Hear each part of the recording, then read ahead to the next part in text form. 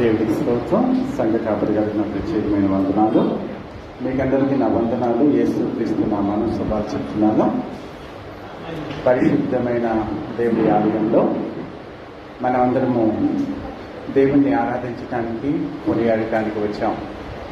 దేవుడు తన ప్రశస్తమైన కృపని మన మీద చూపించి ఆరోగ్యాన్ని ఇచ్చి అన్ని విషయాల్లో ఎప్పటివరకు కాపాడుతూ ఉన్నందుకు దేవునికి మరొకసారి కృతజ్ఞతాస్తుతులు చెల్లిస్తూ మన వాక్య భాగంలోకి వెళ్దాం. ప్రియమైన దేవుని బిడ్డలారా, యేసుక్రీస్తు 2000 సంవత్సరాల క్రితం ఈ లోకానికి వచ్చాడని మనకు తెలుసు. 2000 సంవత్సరాల క్రితము మనందరి కోసము, మనందరినీ రక్షించడానికి ఈ లోకానికి వచ్చాడు. రక్షించడానికి వచ్చాక ఈ లోకంలో తన యొక్క సువార్తని బోధించి, తను చనిపోయి మృత్యువును జయించి తిరిగి లేచి ఆరోహణై వెళుతూ మరలా ఒక మాట చెప్తాడు, నేను మరలా తిరిగి వస్తాను. నేను మరలా తిరిగి వచ్చి ఎవరైతే నన్ను ప్రేమిస్తున్నారో, ఎవరైతే నా కోసం జీవించారో వాళ్ళని నా దగ్గర ఉంచుకోవడానికి, పరలోక రాజ్యంలో నాతో పాటు ఉంచుకోవడానికి తీసుకెళ్తాను. మీకోసం అక్కడ క్యాస్టిల్స్ అంటే సౌదాలు, గృహాలు కడుతున్నానని చెప్పి యోహాను సువార్త 14వ అధ్యాయం 1, 2 వచనాలు 3 వచనాలు మీరు చదువుకోవచ్చు. నేను మరలా తిరిగి వచ్చి మిమ్మల్ని అందరినీ నాతో పాటు పరలోక రాజ్యంలో తండ్రి యొక్క నివాసంలో ఉంచడానికి మరలా తిరిగి వస్తానని చెప్పాడు దేవుడు. మరి ఆయన తిరిగి వచ్చినప్పుడు మనం సిద్ధంగా ఉంటామా?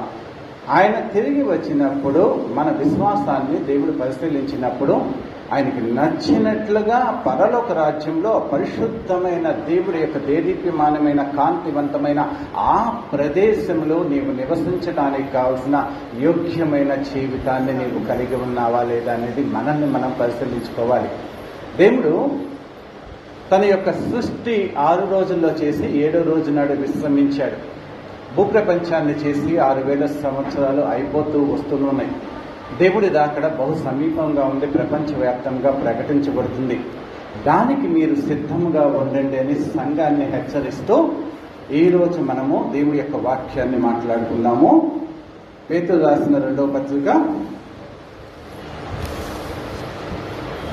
3వ అధ్యాయము 3, 4 వచనాలు చదువుకున్నాము.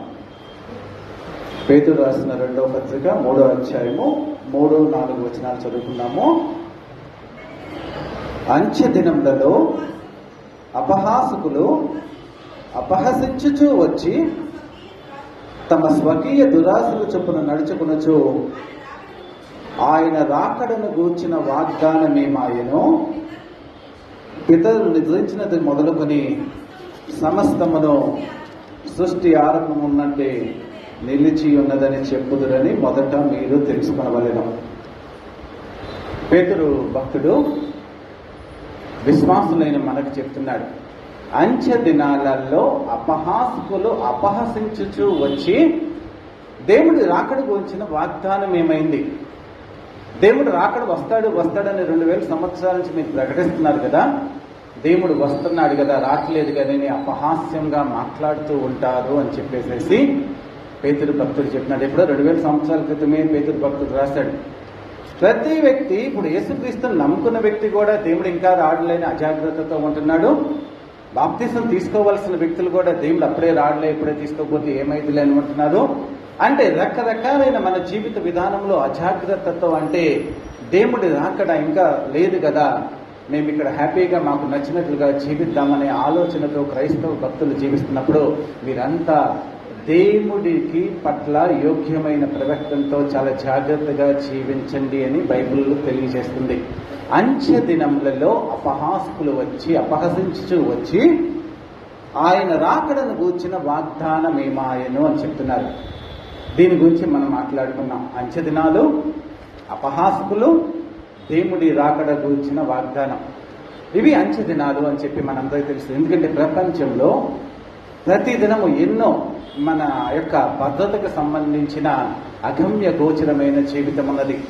ఈ రోజు తర్వాత రేపేం జరిగిందో తెలియదు. ప్రపంచం మొత్తము భయకంపితులైపోయి ఉంది. ప్రపంచం మొత్తము ఈరోజు క్షేమకరమైన స్థితిలో లేదు, సంతోషకరమైన స్థితిలో లేదు.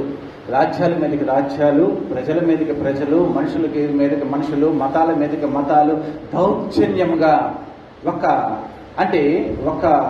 విచ్చలవిడి జీవితం, అంటే భయము, భక్తి, నీతి, నిజాయితీ లేకోకుండా తమ ఇష్టానుసారముగా తాము చేసేదే నిజము, తాము చేసేదే గొప్ప అనుకుని ఒక అతిశయముతో జీవించే జీవితం రోజుల్లో మనం ఉన్నాము.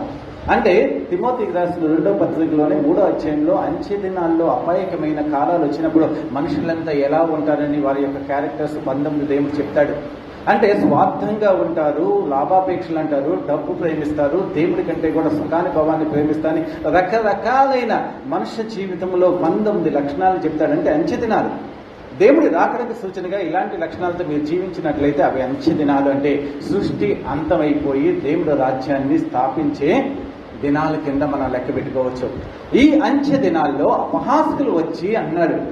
అపహాసకులు వచ్చంటే మీ దేవుడు వస్తానన్నాడు కదా, తిరిగి వస్తున్నాను, ఇదిగో నేను తిరిగి వస్తున్నాడు, మా దేవుడు తిరిగి వస్తాడు, మమ్మల్ని అందరినీ తీసుకెళ్తాడు, ఆయన రాజ్యంలో ఉంచుతాడని మీరు బోధిస్తున్నారు కదా అని మనందరినీ లోకంలో ఉన్న ప్రతి వ్యక్తి అపహసిస్తూనే ఉంటాడు. ఎందుకు క్రైస్తవులు కూడా అపహసిస్తూ ఉంటాడు? ఎందుకంటే అప్పుడే నువ్వు అంత మంచిగా భక్తిగా ఉండాల్సిన అవసరం లేదు కదా, ఎలాగోలా జీవించవచ్చు కదా, అంత పరిపూర్ణమైన పవిత్రమైన భక్తి జీవితాన్ని జీవిస్తూ నీ ఆలోచనలని, నీ కోరికలని కంట్రోల్ చేసుకుంటూ ఉండాల్సిన అవసరం ఏంటని వేషధారణతో కూడిన జీవితంతో జీవించేవాళ్ళు, పవిత్రమైన జీవితంతో జీవించేవాళ్ళని కూడా ఈ లోకంలోకి తీసుకెళ్ళిపోవడానికి ప్రయత్నిస్తూ ఉంటారు. అలాంటి వ్యక్తులు అపహసించి వచ్చి దేవుడు అప్పుడే రాడలే, మీకు నచ్చినట్లుగా జీవించండి, ఇష్టానుసారంగా తినచ్చు, తాగుచు, సుఖించు జీవించండి అని చెబుతున్న రోజుల్లో మీరు ఆయన గురించిన విశేషమైన జాగ్రత్త కలిగి జీవించాలని దేవుడు చెప్తున్నాడు. అపహాసకుడు అంటే అపహసించేవాడు, ఈ లోకంలో అందరినీ హేళన చేసేవాడు, అవమానించేవాడు, గొప్పగా గర్విష్లాగా ఫీల్ అయ్యేవాడు. ఇతడి గురించిన అపహాసకుడు అనే పదానికి బైబిల్ గ్రంథంలో సరైన నిర్వచనం చూసుకొని మనం వాక్య భాగంలోకి ముందుకు వెళ్దాము. సామెతల గ్రంథము 21వ అధ్యాయము 24వ వచనం చదువుకున్నాం. ఎంతో గొప్ప వివరణ. అపహాసకుడు అంటే మనమేదో ఈ లోకంలో టీవీ సీరియల్లో చూసి ఏదో గబగబ నవ్వుకుంటూ ఏదో వేళాకోవడానికి, ఏదో హాస్యానికి, చతురతకి ఇతరులను విమర్శిస్తూ, క్రిటిసైజ్ చేస్తూ ఏదో సంతోషపడతాం, అల్పమైన సంతోషం. ఒక వ్యక్తిని నువ్వు తిడతావు, అతిశయించి తిడతావు, నేను అపహాస్యం చేసి అతన్ని హేళన చేశాను కదా, అతన్ని చాలా చులకనగా మాట్లాడుగానని నవ్వుకుంటూ నువ్వు సంతోషపడతావు. కానీ నువ్వు ఏ వ్యక్తినైతే హేళన చేశావో ఆ వ్యక్తి ఎంత తీవ్రమైన మనోవేదనతో బాధపడతాడు అన్న సత్యం తెలియకోకుండా ఇష్టానుసారంగా జీవించే వ్యక్తుల యొక్క డెఫినేషన్ దేవుడు చెప్తున్నాడు. అపహాసకులు అంటే ఏంటి చదువుకున్నామో మనము. అహంకారి అయిన గర్విష్ఠునికి అపహాసకుడని పేరు, అట్టివాడు అమిత గర్వముతో ప్రవర్తించను. అహంకారి అయిన గర్విష్ఠునికి అపహాసకుడని పేరని బైబిల్లో స్పష్టంగా చెప్తున్నాడు. అహంకారి అయిన గర్విష్ఠి అంటే అతిశయము, విపరీతమైన గర్వము, నేనే గొప్ప, నేనే తెలివిగలవాడిని, నేనే జ్ఞానిని, వీళ్ళంతా నాకంటే తక్కువ వాళ్ళని ఏ వ్యక్తి అయితే గర్వించి, 2వ వచనంలో తర్వాత ఏం చెప్తాడంటే ఏమంటాడు, అట్టివారు అమిత గర్వముతో ప్రవర్తిస్తారు. నేను జ్ఞానిని కదా, నేను గొప్పవాడిని కదా, నేను ఉన్నతమైన కులంలో పుట్టా కదా, ఉన్నతమైన శౌర్యం ఉంది కదా అని గర్వించడం కాదు, ఆ గర్వాన్ని ఎదుటి వ్యక్తుల మీద ప్రవర్తిస్తామంట. అమిత గర్వముతో ప్రవర్తిస్తారు. అంటే నువ్వు జ్ఞానమి, నేను జ్ఞానవంతుడిని, నేను నా యొక్క జీవితంలో అత్యున్నతమైన స్థానానికి వెళ్తానని నీ జ్ఞానము గురించి నిన్ను నువ్వు ఎంకరేజ్ చేసుకుంటూ, నిన్ను నువ్వు కొనియాడుకుంటూ, నేను బాగా చదువుతున్నాను, దేవుడు నాకు జ్ఞానం ఇచ్చాడు, మంచి మార్కులు వచ్చినాయి, నేను అత్యున్నతమైన చక్కగా ఉంటున్నాను, మంచి ఉద్యోగం తెచ్చుకోవాలని ఆ జ్ఞానాన్ని నిన్ను నువ్వు పొగుడుకోవచ్చు. కానీ అమితమైన గర్వముతో ఇతరులు ఎదురుగా అది ప్రదర్శించి వాళ్ళని దూషించేవాడు అపహాసకుడై పెడుతున్నాడు. ప్రియమైన దేవుని బిడ్డారా, వాళ్ళు కూర్చునే చోట కూర్చోకూడదని చెప్పి కీర్తనల గ్రంథం 1వ అధ్యాయం 2వ వచనంలో ఉంటుంది. అపహాసకులు కూర్చున్న చోటన కూర్చుండకూడదు. అసలు వాళ్ళు కూర్చున్న చోటే కూర్చుండకూడదంటే నీ జీవితంలో అపహాస్యం అనే దానికి చోటే లేకోకుండా జీవించాలి అని దేవాది దేవుడు చెప్తున్నాడు. మన జీవితంలో ఇలాంటి అపహాస్యం చేసే తత్వము కానీ ఒకవేళ ఉన్నదేమో మనల్ని మనం పరిశీలించుకున్నాం. మనకంటే తక్కువైన వాళ్ళని మనం ఎప్పుడైనా హేళన చేస్తున్నామా, అవమానపరుస్తున్నామా? వాళ్ళ మనసు గాయపడేటట్లుగా మనం ఏమైనా ప్రవర్తిస్తుంటే అలాంటి మన ప్రవర్తన తీసివేసి నీలో ఉన్న అమితమైన అహంకారాన్ని కానీ గర్వాన్ని కానీ తీసివేసి గొప్ప వాళ్ళ ముందు మనం సామంతుల ముందు చేతులు కట్టుకునే ఉంటాం. మనకంటే గొప్ప వాళ్ళ ముందు ఎప్పుడో అయ్యా చెప్పండి అంటామే కానీ మనకంటే తక్కువైన వాళ్ళని చాలా తక్కువ చులకన దృష్టితో వాళ్ళని హేళన చేసే మనస్తత్వాన్ని కలిగి ఉండకూడదని దేవాది చెప్తున్నాడు. ఒకవేళ అలాంటి గొప్పవాళ్ళను తగ్గించుకొని నువ్వు వినయముగా వేషధారణ జీవితాన్ని జీవించే నీవు లేని వాళ్ళ ముందు నువ్వేమో అతిశయాన్ని ప్రదర్శిస్తూ అహంకారంగా గవిష్ఠులాగా ఉంటున్నామేమో మనల్ని ప్రశ్నించుకుంటూ ఇలాంటి అపహాస్యానికి చోటు లేని క్రైస్తవ జీవితాన్ని మనం జీవించాలని దేవుడు చెప్తున్నాడు. ప్రియమైన దేవుని బిడ్డలారా, ప్రతి వాక్యము కాదు, ప్రతి వచనము, ప్రతి పదము ఎంతో అత్యద్భుతముగా దేవుడి వాక్యంలో ఉంది.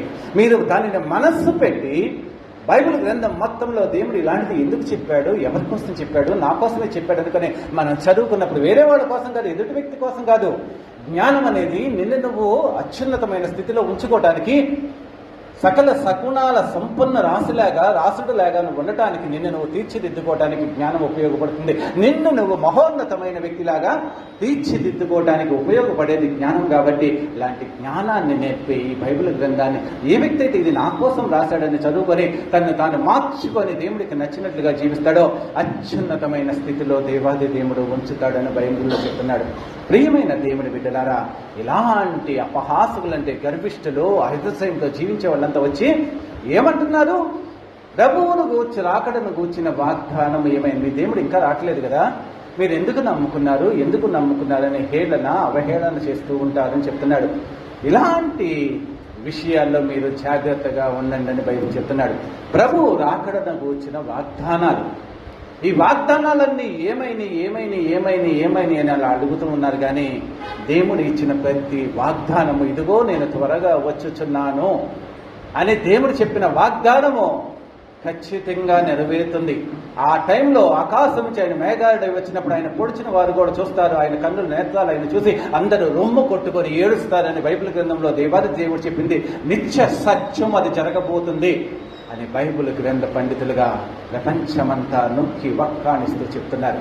మరి ఆయన వాగ్దానాలు నెరవేరుతున్నాయా లేదా బైబిల్ గ్రంథంలో చూసుకుందాం. బైబిల్ గ్రంథంలో మనం నోవహు గురించి చూసుకుందాం. నోవహు ఆ జనరేషన్లో చక్కగా జీవిస్తూ ఉంటాడు. మనం ఇందాక చదివిన వచనములో తమ స్వకీయమైన దురాశల చొప్పున మరలు కొప్పబడుతూ అనే పదం వాడాడు. వీళ్ళంతా ఎవరు? అంచెదినాల్లో మహాసుకులు అపహసించు వచ్చి తమ స్వకీయమైన దురాశల చొప్పున నడుచుకుంటుంటే, తమ ఇష్టానుసారమైన జీవితాన్ని జీవిస్తూ ఉంటే దేవుడు ఎప్పుడు వస్తాడు, దేవుడు వస్తానంటా ఉంటాడు. అంటే నీకు నచ్చినట్లుగానే జీవిస్తూ దేవుడిని అవమానపరిచే వాళ్ళ గురించి బైబిల్ గ్రంథంలో ఎన్నో అత్యద్భుతమైన ఉదాహరణలో దేవుడు తన వాగ్దానాలను నెరవేర్చుకున్నట్లుగా ఉంటుంది. నోవహు దినంలో భూలోకం మొత్తం పూర్తిగా దేవుడికి వ్యతిరేకంగా చెడిపోయి ఉంటుంది. దేవుడు చెప్తాడు నోవహుకి, ఈ యొక్క తరం మొత్తంలో నువ్వు ఒక్కడవే నిందారహితుడుగా ఉన్నావు కాబట్టి ఒక ఓడను తయారు చేసుకో అంటే 500 సంవత్సరాలప్పుడు దేవుడు ప్రత్యక్షమై నోవహుకి చెప్తాడు. 100 సంవత్సరాలు ఓడని కడతాడు. 100 సంవత్సరాలు కానీ లేకపోతే 120 సంవత్సరాలు కానీ రకరకాలైన వాదనలు ఉంటాయి. కానీ 100 సంవత్సరాల ఓడని తన కుటుంబ సభ్యులతో కడతాడు. తన భార్య, 3 పిల్లలు, 3 కోడలు, 8 మందితో కలిసి 100 సంవత్సరాలు ఓడను కడుతూ ఉంటాడు.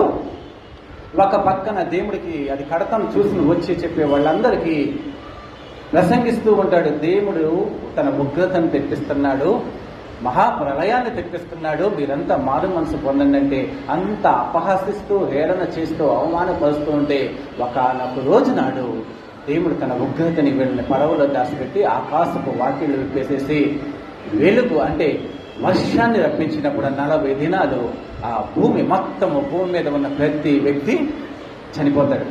ఈ 8 మంది మాత్రమే బ్రతుకుతారు అన్న సత్యాన్ని తెలుసుకోవాలి. అంచె దినాల్లో మహాసుకులు అపహసించు వచ్చి తమ స్వకీయమైన దురాశల చొప్పున నడుచుచు, అంటే బైబిల్ గ్రంథంలో దీని గురించి చాలా స్పష్టంగా ఏమని చెప్తుంటే, పేతురు రాసిన పత్రికలోనే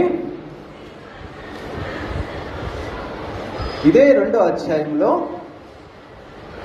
5వ వచనం చదువుకున్న పేతురు రాసిన 2వ పత్రికలోనే 2వ అధ్యాయం 5వ వచనంలో, ఆయన పూర్వకాలమందున్న లోకమును విడిచి పెట్టక భక్తిహీనుల సమూహం మీదకి జల ప్రళయం రప్పించినప్పుడు నీతిని ప్రకటించిన నోవహును మరి 7 కాపాడెను అని అంటుంది. అంటే నీతిని ప్రకటించిన 100 సంవత్సరాలు దేవుడి గురించి ప్రకటిస్తే ఒక్క వ్యక్తి కూడా మానలేదు, కానీ తన కుటుంబం మాత్రమే రక్షింపబడుతూ ఉంటుంది. అపహాస్యం చేస్తూ పిచ్చోడు ఓడగట్టుకుంటున్నాడు, వీళ్ళ దేవుడు ఎప్పుడు వస్తాడు, ఎప్పుడు వర్షం వచ్చింది, ఇంతవరకు మేము వర్షం అనేది చూడలేదు కదా, ఎలాగూ దేవుడు మా మీద ఉగ్రత చూపిస్తాడని నవ్వుతూ తినొచ్చు, తాగొచ్చు, సుఖించచ్చు, ఇష్టానుసారముగా దేవుడికి వ్యతిరేకంగా జీవిస్తుంటే 100 సంవత్సరాలు ప్రకటించిన ఒక్క వ్యక్తి కూడా మారకపోతే దేవాది దేవుడు ఆకాశం నుంచి తన యొక్క ఆకాశపు తువ్వుల్ని విప్పదీసి ఆకాశం నుంచి వర్షాన్ని, నీటిని కుమ్మరించి ఆ యొక్క ప్రదేశాన్ని పాడు చేసినట్లుగా ఉంది. మరి అప్పుడు ఎవరు రక్షించబడ్డారు? రాకడను గురించిన వాగ్దానం ఏమాయనని చెప్పినప్పుడు నోవహు కూడా చెప్పే వాగ్దానాన్ని వాళ్ళు విస్మరించడం మూలంగా వాళ్ళు దేవుడి యొక్క ఉగ్రతకు గురయ్యారు. అంటే అపహాసకులంతా ఏమయ్యారు? అపహసించారు. వీళ్ళని చూసి ఒకనొక రోజు నాడు ఆ ఆకాశ కుటుంబాలు తెరిసేటప్పుడు దేవాది దేవుడు అపహసించినప్పుడు వీళ్ళంతా పడవ దగ్గరికి వెళ్ళిపోయి మా కొరకు తలుపు తీయండి మేము వస్తామంటే అప్పుడు తలుపు వేయబడింది. తీయటం కుదరదంటే మొత్తము జల ప్రళయానికి కొట్టుకుపోయి భూమి మొత్తము నాశనం అయిపోయినట్లే ఉంది.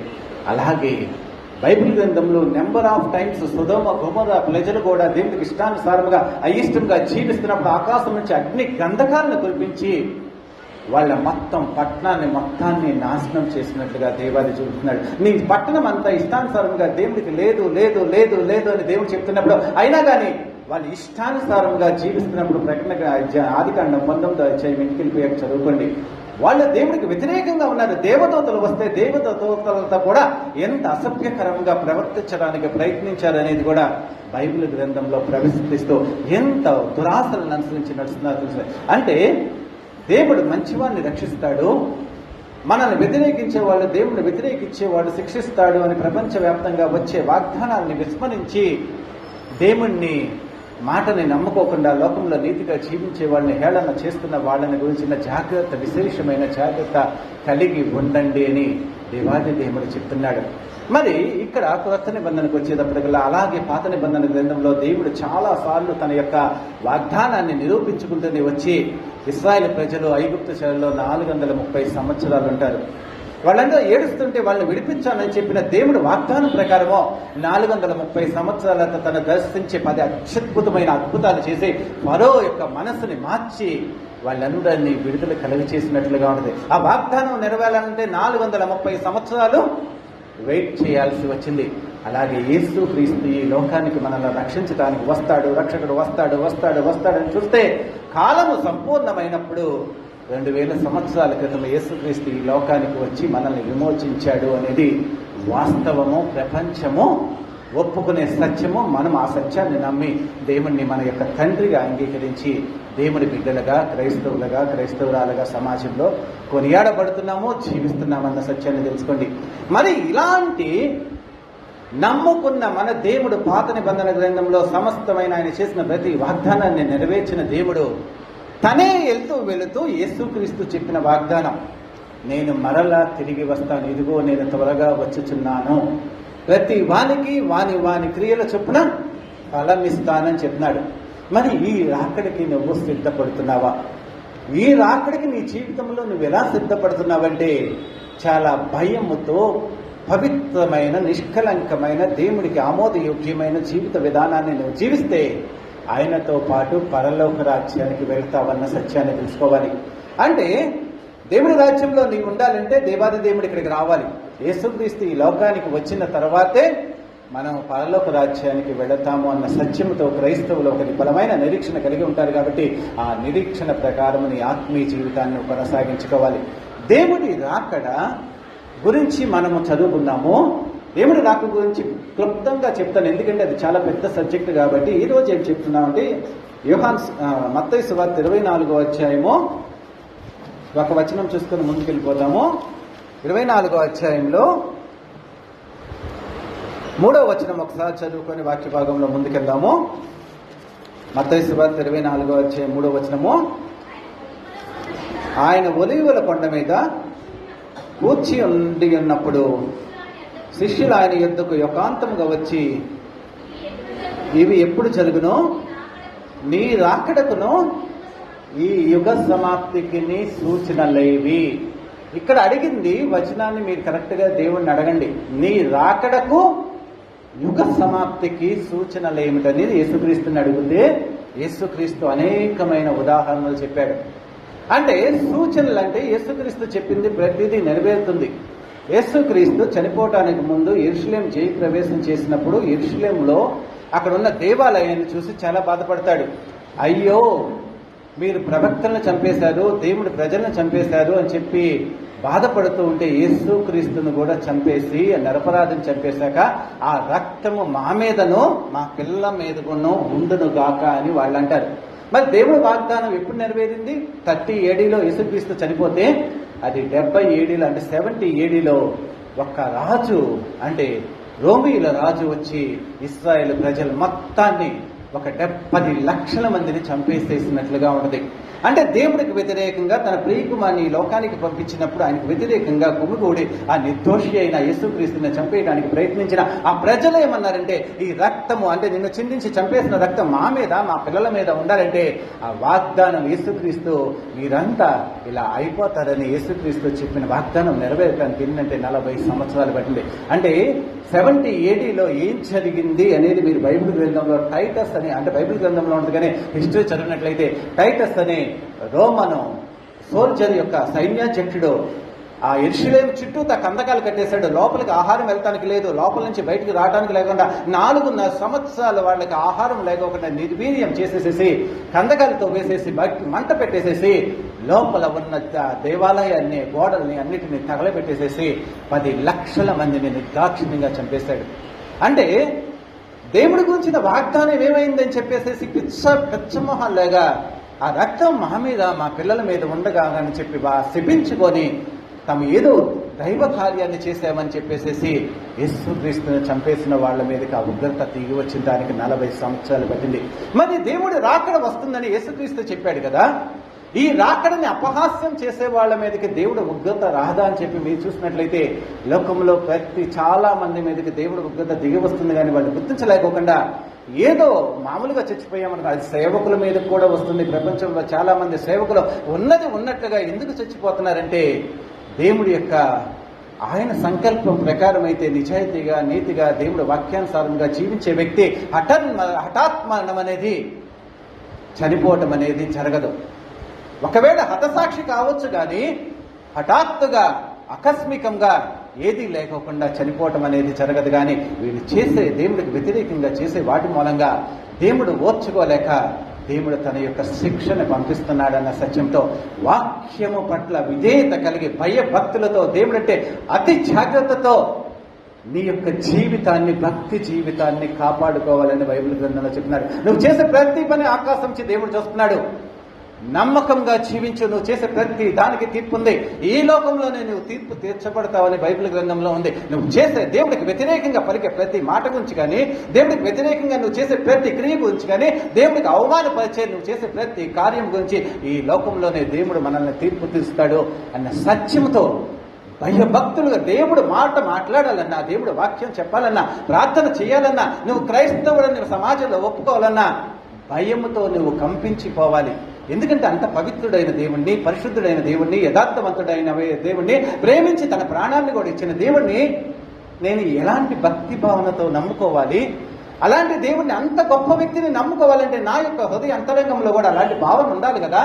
నేను కూడా అంత మంచి తనంతో జీవించాలి కదా, ఆయన మార్గాన్ని నేర్చుకోవాలి కదా, ఆయన ప్రేమను నేర్చుకోవాలి కదా, ఆయనతో పాటు కలిసి జీవించాలి కదా, ఆయన పట్ల యథార్థమైన భావనతో ఆయనతో నేను నడవాలి కదా అనే సంకల్పంతో మాత్రమే నువ్వు క్రైస్తవుడుగా జీవించాలని చెప్తున్నాడు. కానీ యథాలాపమైన దేవుడికి ఏదో ప్రార్థన చేసుకుంటే దేవుడు నాకు మేలు చేస్తాడు, ఏదో వాక్యం చదువుకుంటే మా తల్లిదండ్రులు సంతోషపడతారు, లేకపోతే దేవుడు చదువుకోకపోతే ఆకాశం చూసినప్పుడు నేను వాక్యం చదవకపోతే చదవలేదు అనుకుంటాడు, లేదో సంఘానికి రాకపోతే పాస్టర్ గారు ఏదో అనుకుంటారని పైకి కనపడే భక్తి కాకోకుండా హృదయ అంతరంగంలో ఈరోజు ఆదివారం అని నేను ఘనముగా ఆచరించకపోతే, పరిశుద్ధ స్థలానికి వెళ్ళి ఆయన స్తుతించకపోతే దేవుడు చూస్తాడు, దేవుడు ఆశీర్వాదాన్ని నేను కోల్పోతాను అనే భయము మనలో ఉండాలి. కానీ మనుషుల్ని చూసి భయపడుతున్నామే కానీ ఆకాశం నుంచి నిన్ను చూసి ఆశీర్వదించే దేవుడిని చూసి ఏ వ్యక్తి ప్రపంచంలో భయపడతలేదు. నిజంగా భయపడితే ఆయన చెప్పిన దానికి వ్యతిరేకమైన జీవితాన్ని నీ జీవితంలో చేయడానికి భయపడతావు. అది నీ క్రియారూపకంగా ఉండదే కానీ మనం ఎంతకీ ఏంటంటే మనుషుల్ని మెప్పించటానికి సాటివారు, మన తోటివారు, మనం క్రైస్తవుడివి, క్రైస్తవురాలని వాళ్ళు అనుకోవాలని చెప్పి వాళ్ళ కోసమే మన భక్తి జీవితాన్ని, నా భర్త నన్ను మెచ్చుకోవాలి, నా భార్య నన్ను మెచ్చుకోవాలి, నా అత్తగారు, మా మామగారు, లేదా సంఘంలో మా అక్క కానీ చెల్లి కానీ ఇదంతా నన్ను మెచ్చుకోవాలి, నా భక్తి జీవితం బాగుందని వీళ్ళు మెచ్చుకోవాలని వీళ్ళకి కావలసినంత వరకే మనం క్రైస్తవ్యాన్ని నేర్చుకుంటున్నాం. కానీ నిన్ను సృజించినా, నీ కొరకు శిలువలో చనిపోయినా, నిన్ను ఏర్పాటు చేసుకున్న పవిత్రమైన వ్యక్తిలాగా నిన్ను తీర్చిదిద్ది తన కుమార్తెగా తీర్చిదిద్ది అలాంటి ఔన్నత్యాన్ని ఇచ్చి క్రైస్తవురాలుగా రూపాంతరం చెందించిన దేవుడి మనస్సును గెలుచుకోవాలని ఏ క్షణమైతే నువ్వు క్రైస్తవ జీవితాన్ని ప్రారంభిస్తావో ఆ దేవుడు ఆ క్షణం నుంచి దేవుడి మనసు నీ మీద ఉంటుంది, దేవుడి కనుచూపు నీ మీద ఉంటుంది. ఈ బిడ్డ నాకు నచ్చినట్లుగా జీవించాలని ఈ రోజు నుంచి నిశ్చయం చేసుకుని నాకు నచ్చినట్లుగా జీవించాలనుకున్నది కాబట్టి ఇతడికి తండ్రిగా, దేవుడిగా అన్నీ నేనయ్యండి తనని చూసుకోవాలి అని ఒక స్థిరమైన నిర్ణయానికి దేవుడు వస్తాడే. కానీ యథాలాపంగా యాంత్రికంగా లక్షల మంది, కోట్ల మంది భక్తుల్లో మనం కూడా భక్తులాగా దేవాని ఏదో యథాలాపమైన ప్రార్థన, ఏదో దేవాని యథాలాపమైన వాక్య జ్ఞానమో, ఏదో దేవా అని చెప్పేసేసి చర్చికి రావటం కాదు. నీవు నీ మనసులో దేవుణ్ణి స్మరించగానే ఆకాశం నుంచి దేవుడు ఆ స్మరణకి ఇష్టపడి నీ ఏమి కావాలి, నన్ను ఎందుకు పిలిచావు, నాతో ఏం చెప్పాలనుకుంటున్నావు, నీ హృదయ అంతరంగంలో ఉన్నది నాకు తెలుసు, కానీ నీ నోటి ద్వారా నేను వినాలనుకుంటున్నాను బిడ్డ అని నీ మాట వినేటట్లుగా నీ జీవితం ఉండాలి, ఆత్మీయ జీవితం. అది క్రైస్తవ జీవితమే. కానీ నేను పాస్టర్ గారికి చెప్పుకుంటే పాస్టర్ గారు వింటారు, తోటి సహోదరికి చెప్పుకునే నా బాధ ఉంటుంది, లేకపోతే ఏదో ఎవరికో చెప్పుకుంటే లోకస్తులతో, లోకంలో ఉన్న వాళ్ళతో, సామాన్యమైన వ్యక్తులతోనే నీ బాధను అంతగా పంచుకొని వాళ్ళంతా తీరుస్తారని చెప్పుకునే నీవు సర్వాంతర్వ్యామి అయిన అసాధ్యం అనేది లేకోకుండా ప్రపంచ మానవాళిని తన యొక్క శక్తితో, తన మాటతో నడిపిస్తున్న ఆ అనితర సాధ్యుడైన ఆ దేవుడికి నీ మనసులో మాట యథార్థముగా ఏ రోజైనా చెప్తున్నావా? నీకు కావాల్సింది కల్మషం లేని హృదయంతో నిష్పక్షపాతంగా దేవా నాకు ఇది కావాలి అని చెప్పి నేను నీకు నచ్చినట్లుగా జీవిస్తున్నాను కాబట్టి నా జీవితంలో ఇది నీవు ఎందుకు చేయవు అని చెప్పి నువ్వు ఏనాడైనా అడుగుతున్నావా లేదని నీ మనస్సాక్షిని నువ్వే ప్రశ్నించుకో. దేవుడికి నీకు ఇంటరాక్షన్ ఉండాలి. నువ్వు అగాధ జలాల్లో కొట్టుకుపోతున్నా కానీ, షడ్రక్ మేషక్ అభిజ్ఞగోళ్ళలాగా అగ్నిగుండంలో ఉన్నా కానీ నీ దేవుడు కనపడాలి నీ పట్ల. అగ్నిగుండంలో వాళ్ళ ముగ్గుతో పాటు యేసుక్రీస్తు నిలబడి అక్కడ ఉంటే ఆ రాజు చూస్తున్నాడు, వీళ్ళ ముగ్గురితో పాటు ఇంకొక వ్యక్తి ఉన్నాడు, దేవదూతల స్వరూపం కలిగిన వాడు ఇతడి పక్కన ఉన్నాడు, వీళ్ళ పక్కన ఉన్నాడని ఎవరు చూశారు? వీళ్ళని హింసించాలనుకున్న వ్యక్తి, వీళ్ళని నాశనం చేయాలనుకున్న వ్యక్తి చూస్తున్నాడు. మిగతా వాళ్ళు ఎవరికీ కనపడలేదు. దేవుడు నిన్ను హేళన చేసి అవమానపరిచి నిన్ను హింసించాలనుకుని, ఈ లోకంలో నువ్వు దేవుడిని నమ్ముకున్నందుకో నిన్ను బాధ పెట్టాలనుకున్న వ్యక్తి నీ పక్కనే నీ దేవుడు నీకు కవచములాగా ఉన్నాడు, నిన్ను కంటికి రెప్పలాగా కాపాడుతున్నాడు. నీ జీవితం ఆయన అధీనంలో ఉన్నది. నిన్నంటే ఆయన్ని అన్నట్లేని ఒక భయకంపితులైపోయి నిన్ను అనాలన్నా భయపడేటట్లుగా నీ విశ్వాస జీవితం, ఆత్మీయ జీవితం ఉండాలని దేవుడు కోరుకున్నాడు. అది సిద్ధపడతామంటే దేవుడితో ఇంటరాక్షన్. నువ్వు నీ పేరు ఇప్పుడు ఈ 40 మంది పాస్టర్ గారికి పేర్లు తెలుసు. మీ ఉన్నోళ్ళందరిలో దేవుడికి ఎవరి పేరు తెలుసు కరెక్ట్గా? దేవుడు నీ పేరు పెట్టి ఎప్పుడైనా పిలుస్తున్నాడా? నువ్వు దేవా అంటావు, యేసయ్య అంటావు. దేవుడు నీ పేరు పెట్టి ఎప్పుడైనా నిన్ను గుర్తించినట్లుగా నీతో మాట్లాడా? మరి పరలోకంలో నీ పేరు ఒప్పుకోవాలంటే దేవుడు నీ పేరు పెట్టి పిలవాలి కదా. పిలిచేటట్లుగా నువ్వు పిలవగానే ఆయన మాట్లాడేటట్లుగా నీ ఆత్మీయ జీవితం ఉండాలన్న సత్యాన్ని తెలుసుకోండి. నీవు ప్రార్థిస్తే నీ దేవుడు విన్నాడు అని ఒక స్థిర నిశ్చయత నీ భక్తి జీవితంలో ఉండాలి. అప్పటి వరకు నువ్వు చేసేదంతా వ్యర్థం. నీ దేవుడు నీ ప్రార్థన ఆలకించినప్పుడు ఆయనకి నీకు ఏమి ఇంటరాక్షన్ ఉంది? ఏదో ఏదో ఏదో భక్తి జీవితం, ఏదో భక్తి జీవితం. వాళ్ళు ఏదో చేస్తున్నారు, మనం చేస్తున్నాం. నీ దేవుడు నువ్వు దేవా దేవా అని పిలిచినప్పుడు మీ తండ్రి ఎలాగైతే నానా అని పిలవంగానే ఎలాగైతే ఏం కావాలమ్మా అంటాడో, మీరు ప్రార్థించినప్పుడు నీ దేవుడు నాలి.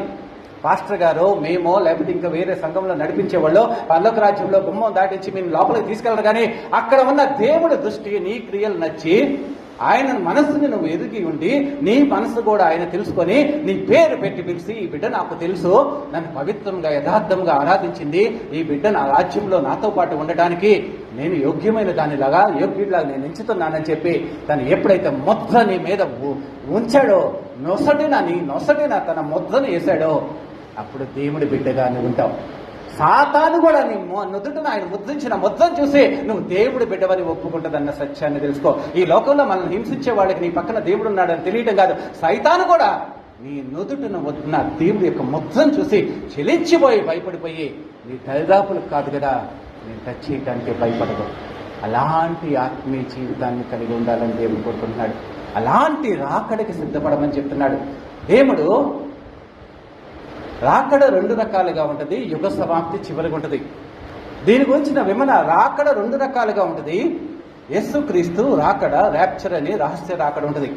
రెండోది ఈ లోకంలోకి ప్రకటన గ్రంథంలోని 19వ అధ్యాయంలో దేవాది దేవుడు తన సైన్యంతో అంటే రహస్య రాకడలో ఎవరినైతే ఆకాశానికి అంటే మహాశ్రమలు పొందకోకుండా తీసుకుని వెళ్తాడో వాళ్ళందరితో భూలోకానికి 1000 ఏళ్ల పరిపాలించడానికి వచ్చేది 2వ రాకడ.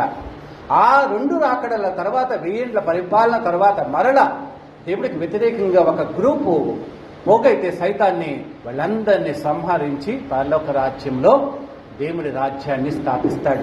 ప్రకటన గ్రంథం యొక్క సారాంశాన్ని మీరు తెలుసుకోవాలి. రాకడ 2 రకాలు.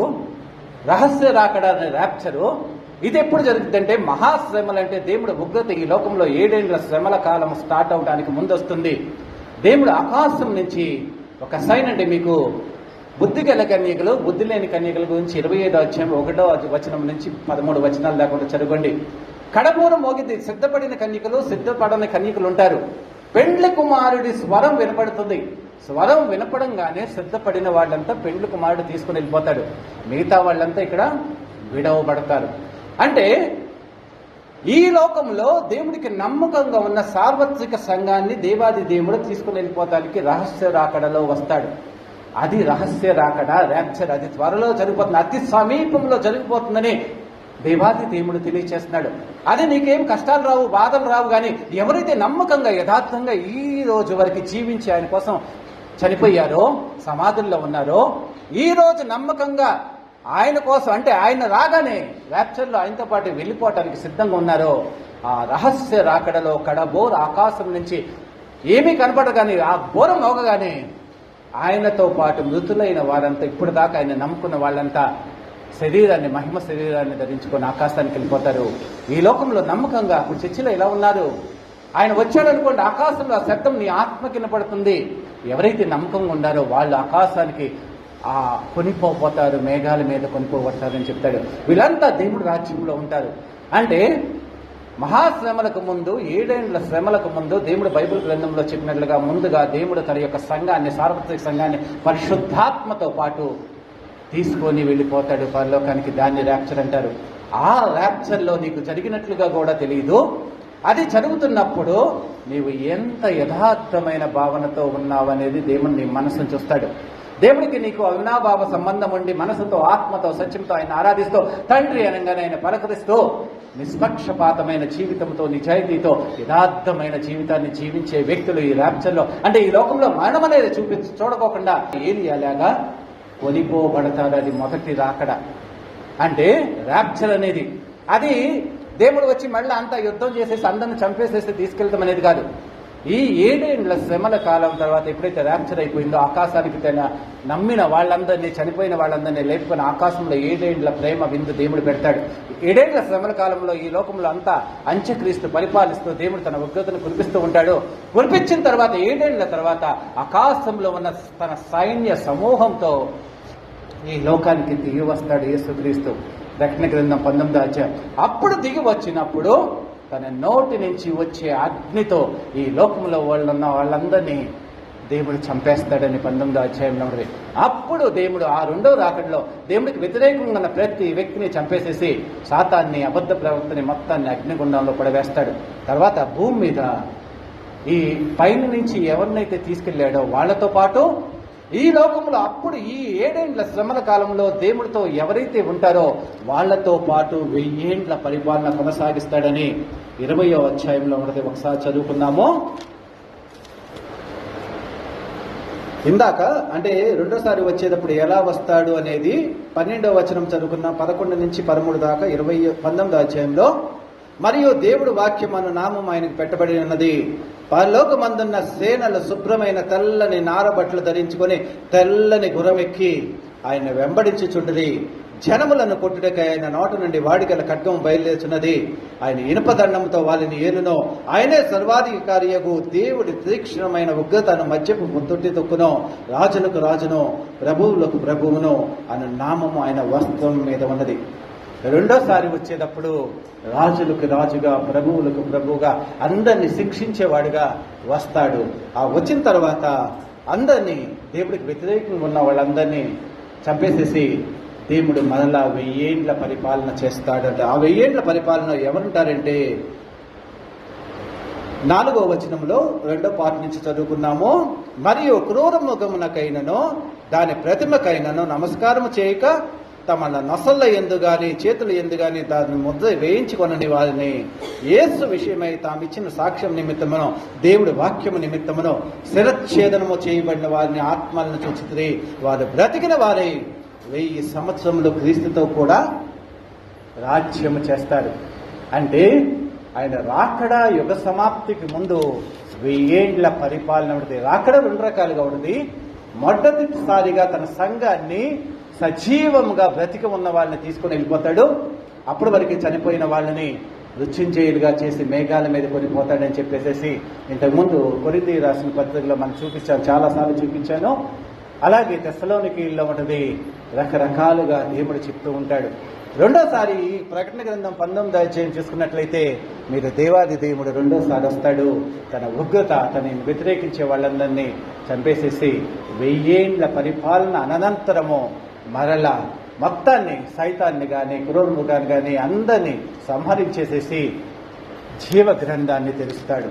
అంటే సింహాసనాలు వేయబడిన తర్వాత అప్పుడు యుగ సమాప్తి జరిగినట్లుగా అప్పుడు తీర్పు తీర్చబడుతుందని 11వ వచనం నుంచి తీర్పు ఉంటుంది. 11వ వచనం నుంచి తీర్పు ఉంటే అప్పుడు మహాధవళమైన మహాసింహాసనము దాని యందు ఆసీనుడై ఉన్న ఒకరిని చూచితిని.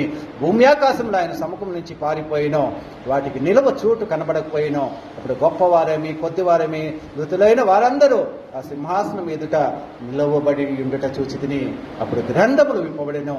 జీవ గ్రంథమునకు వేరొక గ్రంథము విప్పబడిన. అంటే యేసుక్రీస్తు ఒకసారి వచ్చాడు, రెండోసారి వచ్చాడు.